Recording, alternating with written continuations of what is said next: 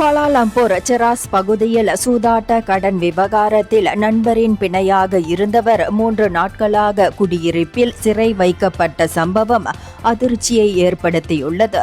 இதுகுறித்து செராஸ் மாவட்ட போலீஸ் தலைவர் ஏசிபி முகமது ரோஸ்டி டவுட் வெளியிட்ட அறிக்கையில், தனது நண்பர் சூதாட்டத்திற்காக வாங்கிய 1 லட்சம் ரிங்கிட் கடனை திரும்ப செலுத்தாமல் தலைமறைவானதால் அவருக்கு பிணையாக இருந்த 36 வயது நபர் கடனை அடைக்க வற்புறுத்தப்பட்டு சிறை வைக்கப்பட்டதாக தெரிவித்தார். கடந்த வெள்ளிக்கிழமை பாதிக்கப்பட்ட நபர் மீட்கப்பட்டதாகவும் சம்பவ இடத்தில் 30 வயதுடைய இருவர் கைது செய்யப்பட்டதாகவும் அவர் கூறினார். கைது செய்யப்பட்ட இருவரும் 3 நாட்கள் தடுப்பு காவலில் வைக்கப்பட்டுள்ளனர்.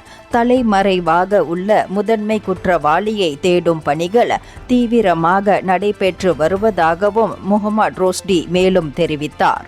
இந்தியர்களின் இதய குரல் மக்களோசை.